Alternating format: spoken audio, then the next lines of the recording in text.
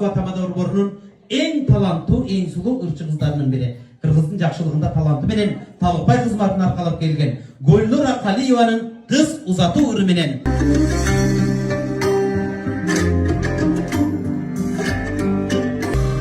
Aymun çok takan, al beşte bakkan, aydayu